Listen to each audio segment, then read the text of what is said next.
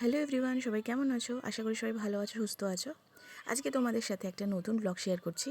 আমাদের নিজেদেরই বন্ধু-বান্ধবদের মধ্যে একজনের মেয়ের জন্মদিন ছিল, যার 5 বছর বয়স কমপ্লিট হলো। তো সেই ছোট্ট মেয়েটা, মিষ্টি একটা মেয়ে, তো তার জন্মদিনে আমরা গেছিলাম ওদের বাড়িতে।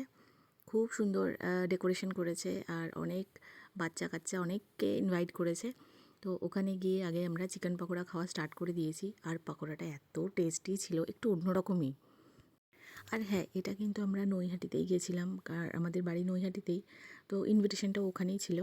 তো ওখানে গিয়ে কিন্তু আমরা অনেকক্ষণ টাইম স্পেন্ড করেছি। আমি আমার মেয়েকে আমার মায়ের কাছে রেখে গেছিলাম।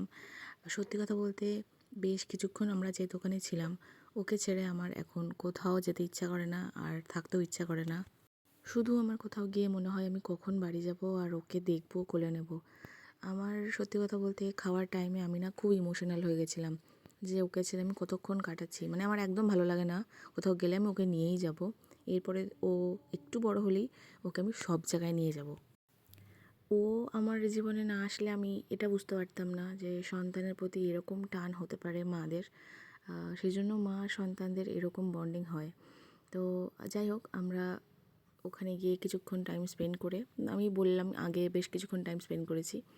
এটা আমার দিদি জামাইবাবু, তো ওরাও নিজেদের মধ্যে টাইম স্পেন্ড করছে, আমরা ফটো তুলেছি, মজা করছি, আর নিজেদের মতো এনজয় করছি।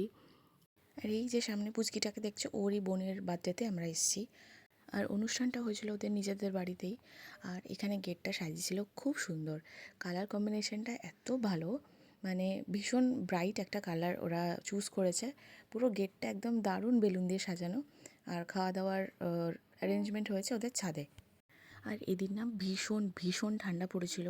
আমি একটা মানে খুব মোটা একটা কোট পরেছিলাম, যার জন্য ঠান্ডা আমি সেরকম রিয়েলাইজ করতে পারিনি, শুধু কোটটার জন্য। আর আমরা মোটামুটি বেশ কিছুক্ষণ কাটিয়ে তারপর ভাবলাম না, এবার খেতে যেতে হবে। তো 10টা নাগাদ আমরা খেতে গেছিলাম। তো আমরা ছাদে গিয়ে খেতে বসে গেছি, আগের ব্যাচটা জাস্ট উঠেছে, আমরা খেতে বসেছি। আর এখানে আমার দিদির ছেলে, ও বাইরে গিয়ে কিছু খায় না, জাস্ট বসে থাকে। আমরা ছাদে গিয়ে দেখলাম যে সবাই খাওয়া দাওয়া করছে, মানে আমাদের আগের ব্যাচটার কথা বলছি। সেখানে গিয়ে খাবার টেবিলে দেখছি সব খাবার থেকে গরম ধোঁয়া বেরোচ্ছে।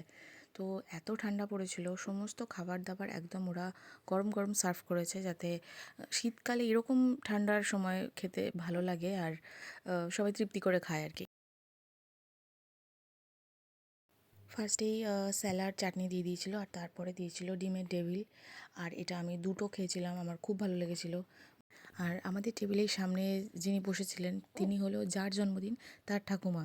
তো একটা টেবিলের জায়গায় দুটো টেবিল চাইতে আমার ঠিক না কেমন লাগছিল। তো সেই বললো, না না ডেভিল নাও নাও, আমিও নিচ্ছি তুমিও নাও। তো যাই হোক, আমার সেই সুযোগে নিয়ে নেওয়া হলো।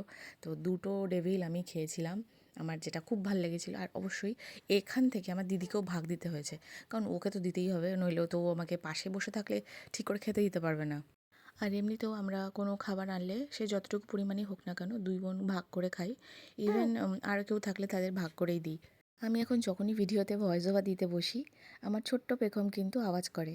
এখন যেমন ও কোলে শুয়ে আওয়াজ করছিল, তো এইগুলো তোমরা এখন টুকটাক সাউন্ড শুনতে পাবে ওর। মোটামুটি লাস্টে এই ফুলকপির রোস্ট আর চিলি চিকেন, চাটনি, মিষ্টি পাঁপড়, এগুলোর আর ভিডিও করা হয়নি, খেতে ব্যস্ত ছিলাম কারণ তাড়াতাড়ি বাড়ি যেতে হবে। তো সেদিনকে বেশ ভালোই এনজয় করেছিলাম, খাওয়া দাওয়া করে বাড়ি ফিরলাম। চলো নেক্সট ব্লগে দেখা হচ্ছে।